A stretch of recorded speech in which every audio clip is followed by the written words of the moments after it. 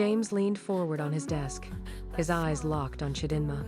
"The crash," he said, his voice filled with a new, urgent energy. "You said you remembered a crash. Tell me everything you remember. Everything." He was about to say more, but he stopped. His mind, which was always thinking 10 steps ahead, finally caught up. He looked down at the diary, then back up at Chidinma, his eyes narrowing again, but this time with confusion, not anger. "Wait," he said, holding up a hand. "Before you say anything else, this diary. Amara kept it a secret from everyone. From me. Where did you get it?" The truth. It was a test. He was watching her closely, ready to catch her in a lie. Chidinma did not look away. She answered him with the simple truth. "Junior," she said softly. "Last night, he brought me a small wooden box. He told me it was his mummy's secret box. The diary was inside." James stared at her. The answer hit him harder than any lie could have. It wasn't a clever trick. It wasn't a plan. It was his own son. His quiet, sad son had carried the key to this whole mystery and had given it to the one person in the world who could unlock it. Fate, brought about by the love of a small boy for his mother. A wave of emotion washed over James's face pain, grief, and maybe a small bit of shame for how he had treated her. He finally understood she was not the cause of his problem. She was, like him, a victim of it. He nodded slowly, accepting her answer. He pushed the diary gently to the side of his desk. "Okay," he said, his voice softer now, tired but focused. "Okay. Now, please, the memory you had. Tell me what you saw. Don't leave out anything, no matter how small it seems." He was no longer talking to a prisoner. He was talking to his only partner, his only hope. James leaned forward, his hands flat on the desk. All the anger was gone, replaced by a sharp, focused intensity. He looked at Chidinma like she was the only person in the world who could help him. "Please," he said, his voice quiet. "Tell me what you saw." Chidinma closed her eyes for a second, trying to catch the broken pieces of the memory. "It's not very clear," she began, her voice small. "It's like quick pictures in my head, flashes." "Tell me," he urged. "I see bright lights," she said, looking at a spot on the wall. "Like car lights, coming at me very fast. And I hear a very loud noise, like metal crashing and glass breaking everywhere." She shivered. "Then, a smell, the smell of jasmine flowers." James's eyes widened. Jasmine. It was Amara's favorite perfume. She always had a small bottle of it in her car. It was a small detail, but it was real. He knew then that her memory was not a dream. "What else?" Ibe pressed, his heart pounding.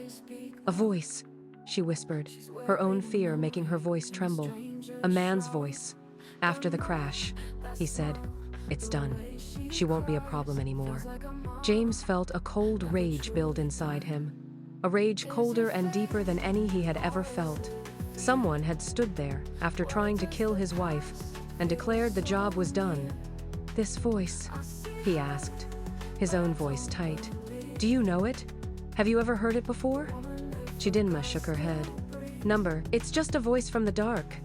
James stood up and began to pace behind his desk like a caged lion.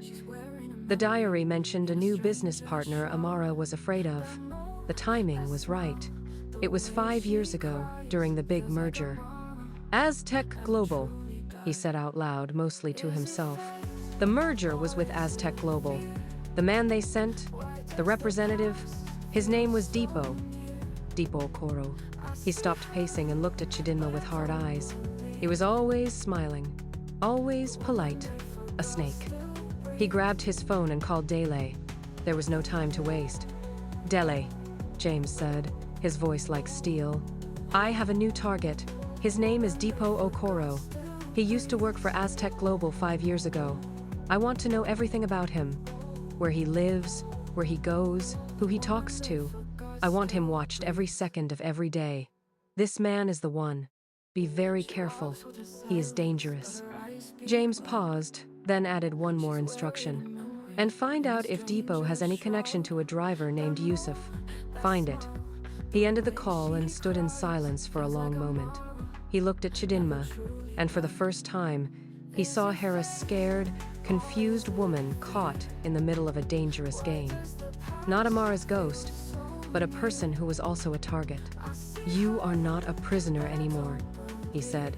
His tone completely changed. "But you are not safe. If this man Depot finds out you are alive, he will try to finish what he started. For now, this house is the safest place on Earth for you. You will stay here for your own protection." He walked around the desk and stood closer to her. "We will find out what he did, and we will find out who you really are. I promise you that." It was the first time he had offered her any kindness, any hope. Chidinma looked up at him, her eyes full of tears, but this time they were not tears of fear. They were tears of a strange, fragile hope. They were no longer captor and prisoner. They were two broken people, standing in the middle of a storm, united by one goal: to find the truth. James and Chidinma stood in the office, the name Depot hanging in the air like poison. They knew who the enemy was, but two big questions remained. If Depot was there, how did Chidinma survive? And who told James that his wife was dead? As if reading his mind, Ibe's private phone buzzed. The screen showed Dele's name. James put the call on speaker so Chidinma could hear. "Boss?" Dele's voice was tense. "I have major news. We found Yusuf, the driver. He was hiding in a small town in Ghana. He was terrified, but he told us everything. He confessed the whole story." James held his breath. "Tell me."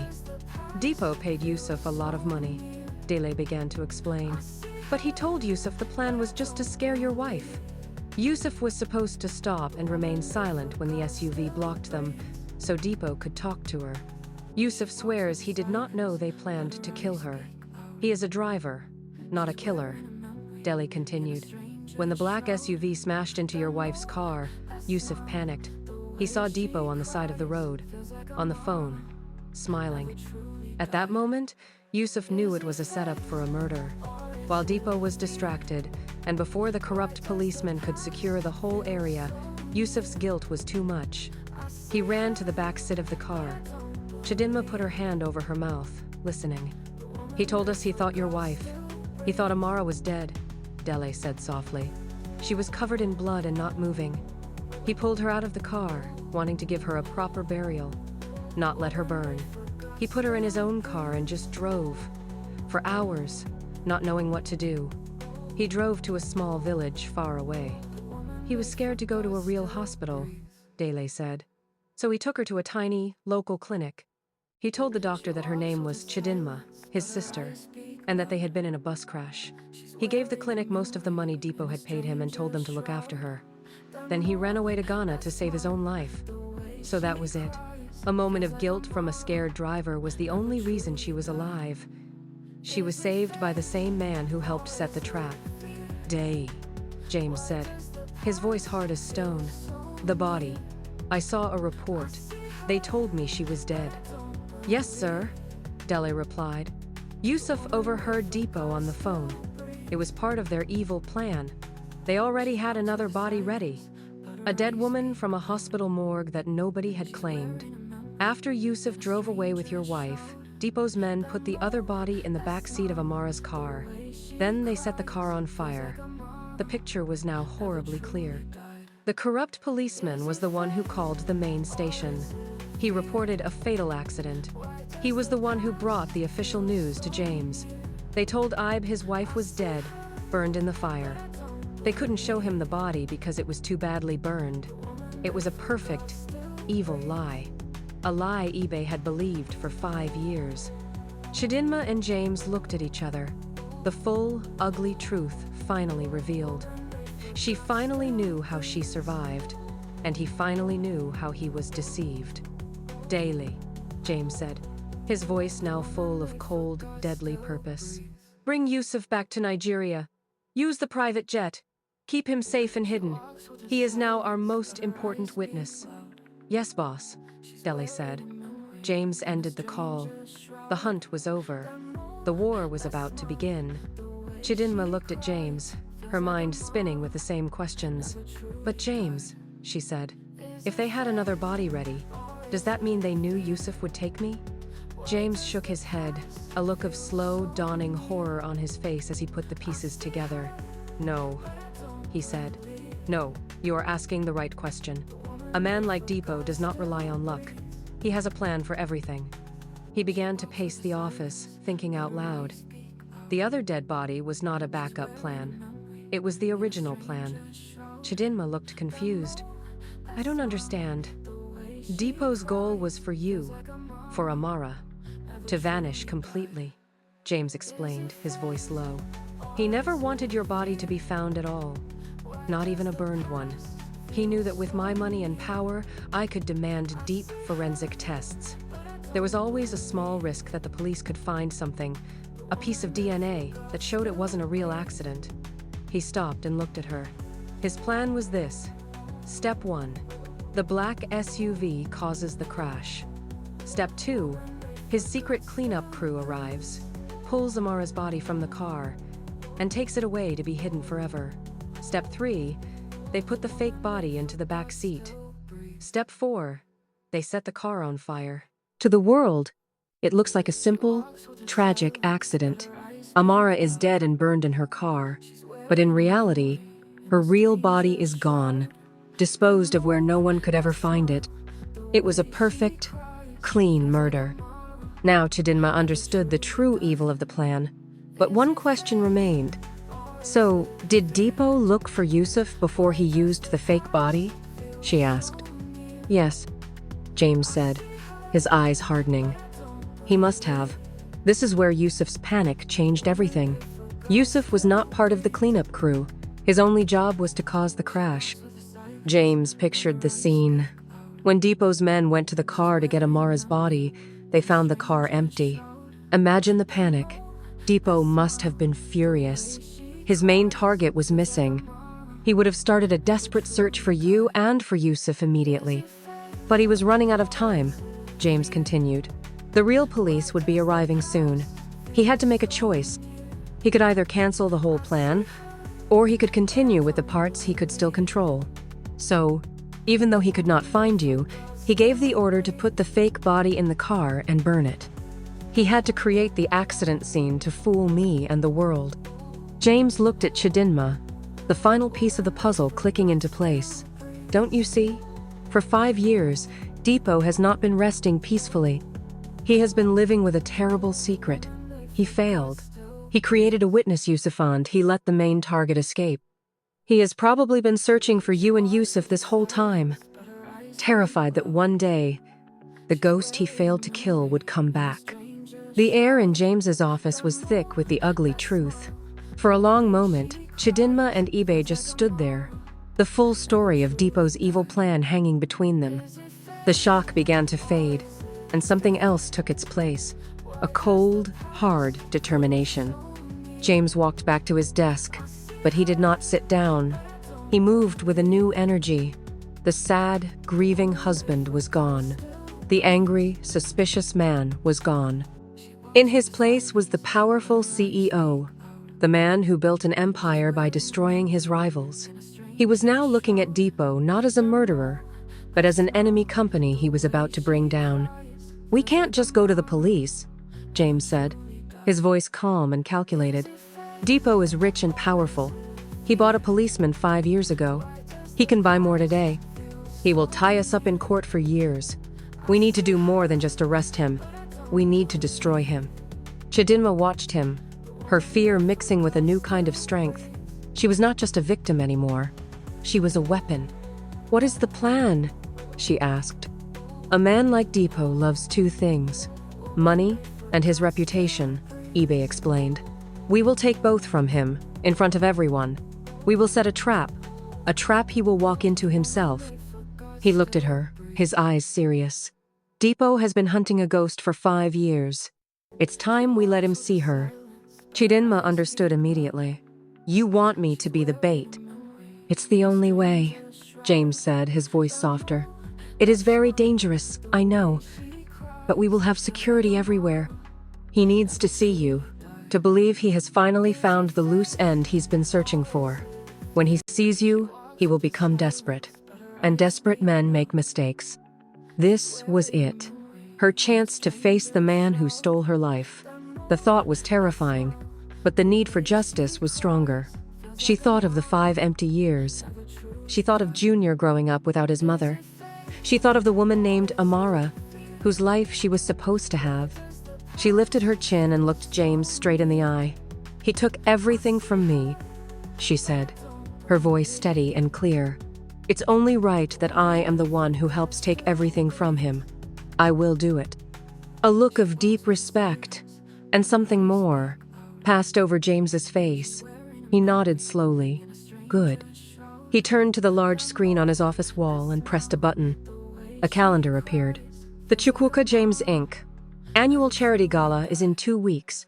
It's the biggest event of the year in the Lagos business community. Every important person will be there. He brought up a photo on the screen. It was a picture of a handsome, smiling man in an expensive suit. He looked charming and powerful. It was Dipo Okoro.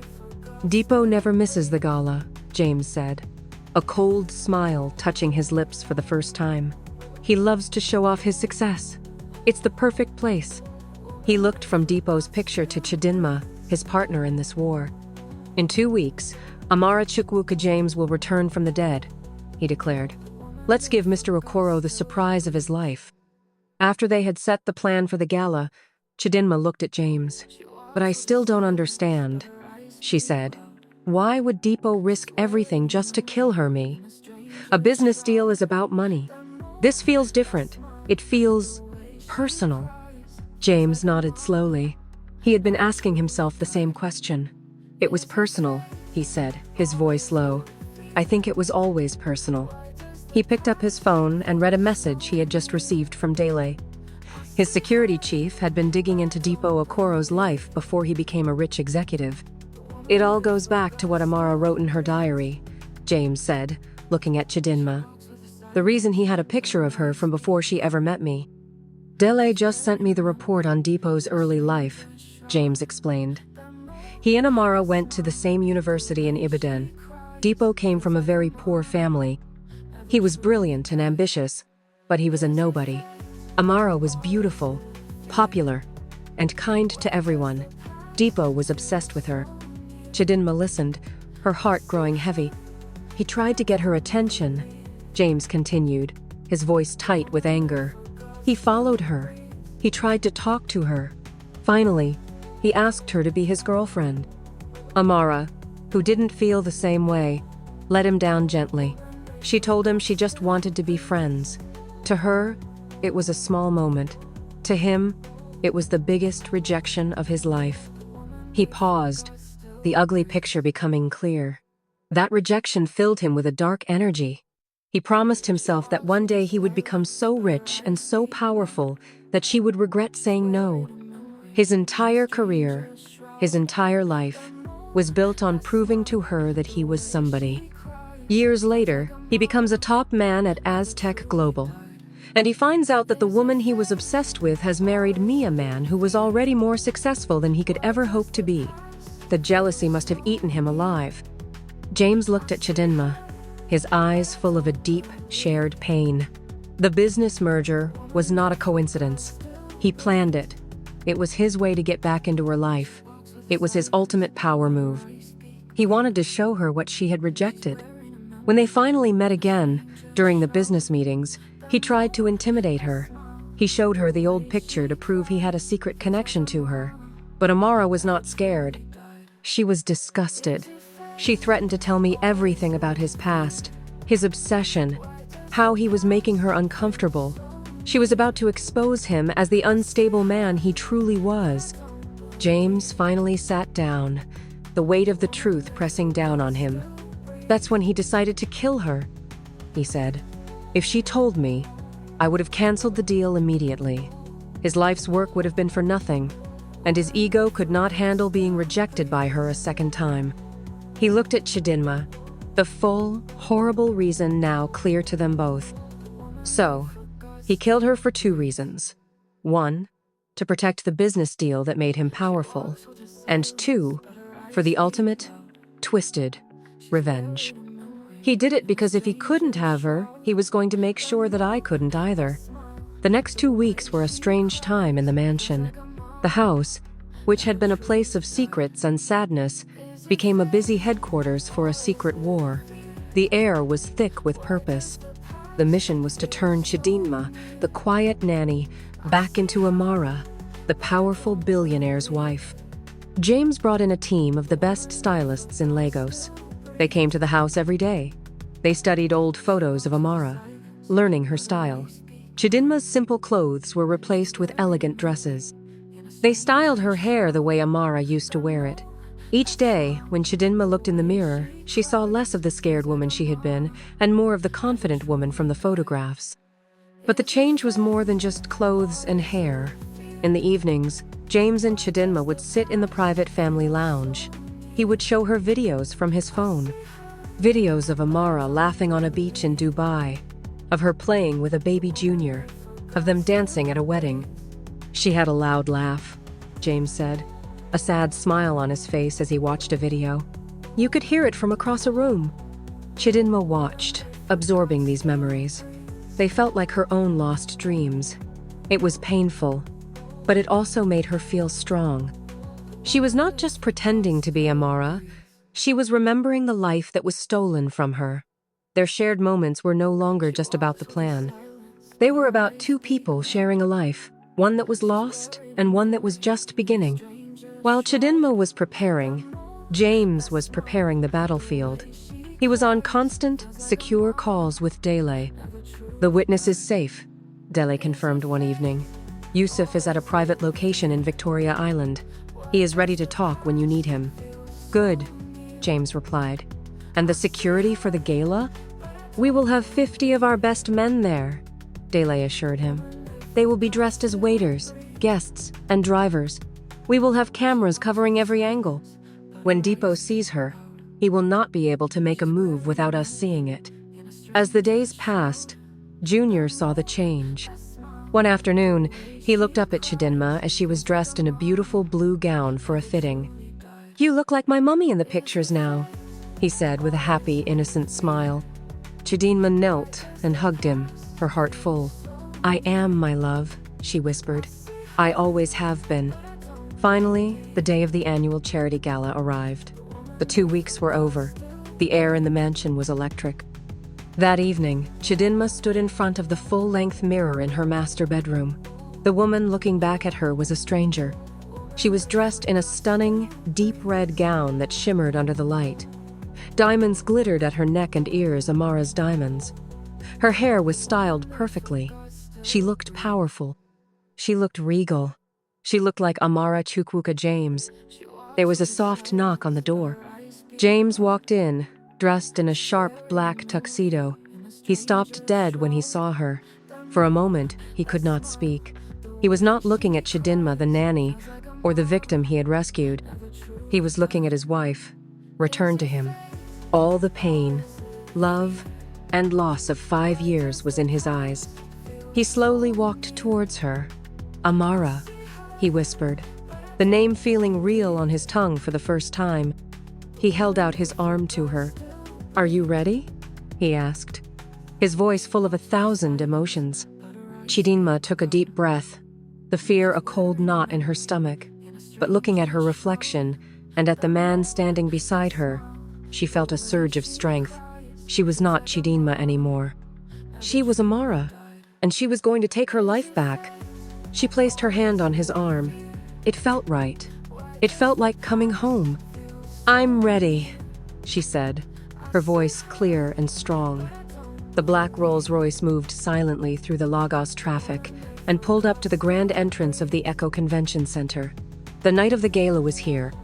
When the door opened and IB Chukwuka James stepped out, the flashing cameras from the press went wild.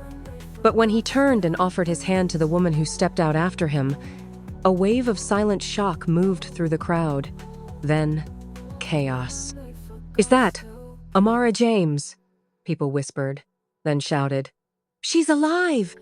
Dressed in the stunning red gown, with Ibe's strong hand on her back, Amara walked through the storm of whispers and flashing lights. She did not flinch. Her eyes were focused forward. They were not here for the party. They were here for one man. Inside, the grand ballroom was filled with the richest and most powerful people in Nigeria.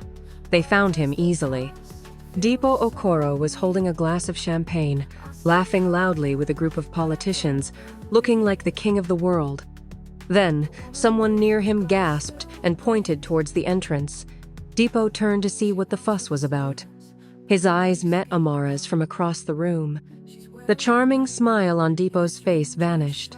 All the color drained from his face, leaving it a sickly gray. The champagne glass slipped from his fingers and shattered on the marble floor. He stared, his mouth half open, his body frozen. He looked like he had seen a ghost, because he had. Slowly, James and Amara began to walk toward him. The noisy ballroom grew quiet as people watched. The crowd parted for them, creating a silent path directly to Dipo. Dipo tried to pull himself together. He forced a shaky smile as they stopped in front of him. "James," he said, his voice trembling. "What is this? Some kind of sick joke?" James looked at him with cold, dead eyes. "Hello, Dipo," he said calmly. "It's good to see you. I don't think you know my wife, Amara."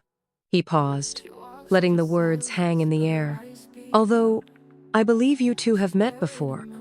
Dipo stared at Amara, sweating now. This was his moment of judgment. Amara looked him straight in the eye, her expression calm and strong.